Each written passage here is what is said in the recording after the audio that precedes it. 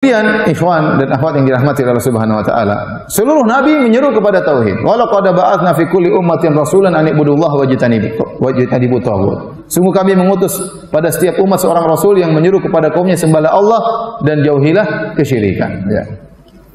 Dan mengingatkan manusia dari kesyirikan itu tujuan utama para anbiya, para nabi. Kita mengingatkan manusia dari berbagai macam maksiat, dari perzinahan kita ingatkan bahaya, ya. Dari perjudian, dari khamar, dari riba, tetapi mengingatkan manusia kepada kesyirikan itu sangat penting, karena itu maksiat yang paling besar. Maksiat yang sangat paling besar. Ini pertama, syirik adalah maksiat yang paling besar. Yang kedua, maksiat itu masih terjadi, kesyirikan masih ada di zaman kita. Masih ada atau tidak? Masih banyak. Masih banyak orang menyembelih kepada selain Allah, masih banyak orang menyembelih kepada jin, masih banyak orang pakai jimat, masih banyak orang pergi ke dukun. Dukunnya saja masih banyak. Dukun masih banyak atau tidak? Masih banyak. Masih banyak orang pergi ke kuburan-kuburan wali minta-minta ke situ. Masih banyak. Masih banyak, bukan tidak ada, masih banyak. Dan banyak orang melakukan kesyirikan, mereka tidak tahu kalau itu syirik. Ini jadi masalah.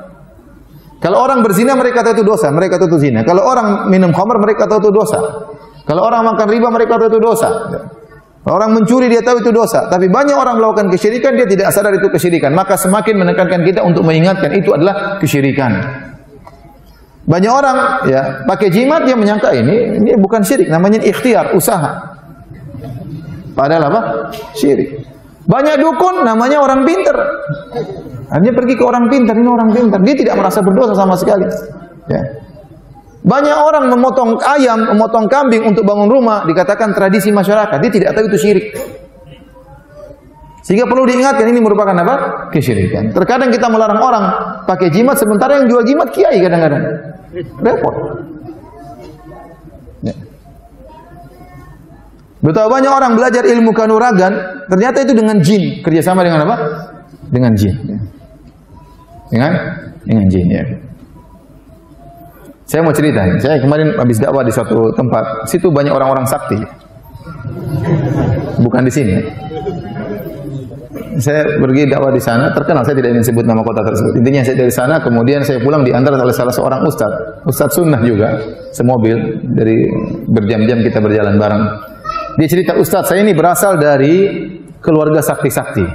Bapak saya sakti, om saya sakti, kakek saya juga sakti. Jadi banyak orang datang belajar ke mereka, minta ilmu, nanti suruh bayar mahar. Ya. Terus dia cerita, suatu hari sepupu saya, dia nggak pandai ngomong. Dia kalau ceramah ke depan orang mungkin nggak enak ngomongnya. Pokoknya dia nggak pandai ngomong. Maka dia ingin belajar sama om saya tentang ilmu supaya pandai ngomong, ya. Jadi ada ilmunya juga supaya pandai apa? Ngomong. Akhirnya dia belajar sama om saya. Kata om saya, oke, kamu silahkan belajar, tapi maharnya harus bayar 10 gram emas. 10 gram emas. Akhirnya kata sepupu saya, ya om, ya, tapi 5 gram dulu ya om ya. Yang penting saya belajar dulu. Kata omnya enggak apa, 5 gram nyusul. Akhirnya dikasihlah 5 gram, kemudian dia belajar ilmu tersebut, suruh wirid ini, wirid anu, suruh ini, ritual. Akhirnya dia pandai ngomong. Waktu dia pandai ngomong, yang pertama dibohongin omnya itu. Akhirnya 5 gram tidak dibayar-bayar sampai sekarang. Setelah itu, dia bohongin banyak orang, ngomong. Sampai Ustadz ini cerita, dia pernah telepon saya mau pinjam uang, saya nggak berani ngomong Ustadz. Karena saya takut dia apa? Nyihir saya dengan ilmunya tersebut. Maka langsung saya bentak-bentak sebelum dia, karena kalau saya sudah dengar lama, akhirnya saya terbawa. Ya, seperti itu. Ini ilmu-ilmu yang mengerikan, pasti ada kaitannya dengan jin. Dengan dibumbui dengan ayat-ayat Al-Quran. Ya.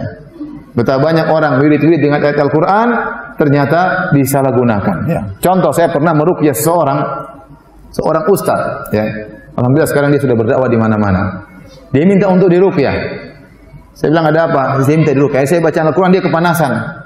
Saya tanya, kenapa kamu bisa begini? Saya dulu, waktu masih di Indonesia, saya dulu sering baca surat Yusuf. Dengan harapan cewek-cewek mudah tergoda dengan saya. Supaya tampannya Nabi Yusuf kecipratan ke dia, ya. Ini salah, padahal surat Yusuf alaihissalam adalah untuk mengingatkan tentang bahaya fitnah wanita. Iya atau tidak? Nabi Yusuf digoda oleh wanita dan Nabi Yusuf bisa selamat. Ini malah digunakan untuk bisa nggait apa? Cewek. Akhirnya kemasukan jin. Bayangkan gara-gara baca Quran kemasukan apa? Jin. Kenapa? Waktu dia baca Quran niatnya bukan untuk mencari hidayah, ya, tapi untuk niat yang salah, niat duniawi. Akhirnya jin masuk ke dalam tubuhnya. Saya juga pernah meruqyah orang, dia kemasukan jin, waktu di Pondok Jamilur Rahman di Jogja dengan Ustaz Abu Sa'ad rahimahullahu taala. Orang itu kenapa kemasukan jin? Setelah dia sadar, dia tanya, dia baru kemasukan jin karena baca ayat kursi kalau nggak salah 7.000 kali. Ayat kursi yang harusnya mengusir setan malah buat dia kemasukan apa? Setan. Ini kenyataan, mengerikan ya. Oleh karenanya ya, seperti ini. Ayat Al-Quran disalahgunakan. Ada orang bilang, Ustaz, kalau mau hilang ada yang bisa dibaca wirid berapa ribu kali. Apa bacaannya? Wal yatalattaf, wal yatalattaf. Itu adalah ayat paling tengah dalam Al-Quran. Kalau dalam Al-Quran lama warna merah kan? Wal yatalattaf. Nanti bisa hilang. Masa? Kalau ente terus ente sudah bisa hilang, ente mau apa? Emang enak kalau bisa menghilang? Sudah menghilang terus isi cari, Mas di mana? Cari aja sendiri di mana. Anak-anak cari, Abi di mana? Menghilang. Akhirnya apa? Orang kalau sudah bisa menghilang, itu tujuan macam-macam. Pengen ngintip orang lah, pengen ngambil barang orang lah. Seperti itu, dikasih jalan oleh setan. Paham? Karena niat dia memang sudah salah. Al-Quran dijadikan untuk gitu-gitu. Dan ini kejadian. Ya. Tadi seperti itu, untuk bisa ngomong, pakai wirid-wirid. Tapi sudah niatnya keliru. Niatnya keliru. Ya. Sama ada Ustadz ini punya kakak. Ustadz ini punya kakak, Ustadz sunnah juga. Dia mondok di salah satu pondok sunnah di Jawa. Dan beberapa preman-preman datang ke situ mengancam-ngancam. Akhirnya dia jengkel, dia pulang ke kotanya, dia ambil keris atau pedang atau pisau dari kakeknya. Kakeknya kan sakti. Dia bawa pisau tersebut, dia bawa ke pondok. Akhirnya pada waktu malam ada preman-preman terus datang mengganggu dia, dan preman tersebut dari kota yang sama. Dari kota dia. Maka dia jengkel, dia keluarkan, "Nih, pedang kakek saya, siapa yang berani maju? Saya ambil dari kampung." Oh, mereka takut. Karena sesama yang punya ilmu begitu biasanya tahu, oh ini jinnya gede nih. Ini sakti gitu. Ini sakti. Kalau yang nggak punya ilmu nggak tahu sakti nggak sakti. Ya, karena mereka pakai ilmu, dia juga punya pisau yang sakti, akhirnya mereka ketakutan. Akhirnya mereka pergi. Rupanya kakaknya ini lupa mengembalikan pisaunya ke kakeknya.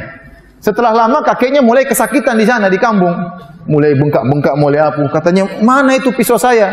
Tidak dikasih makan, tidak diwiritin." Ya. Subhanallah. Begitu seperti itu. Jadi maksud saya, banyak hal-hal yang merupakan kesyirikan yang orang tidak sadar kalau itu apa? Syirik. Beda dengan maksiat. Ini menekankan kita agar berusaha untuk menjelaskan kepada masyarakat tentang kesyirikan. Risikonya memang dibenci masyarakat sebagian orang, tapi banyak orang dapat hidayah. Tidak usah peduli, ya. Tidak usah peduli. Sekarang betapa banyak kuburan disembah. Jangankan kuburan orang soleh, terkadang kuburan orang nggak beres pun disembah. Orang nggak beres juga disembah. Menyedihkan. Menyedihkan.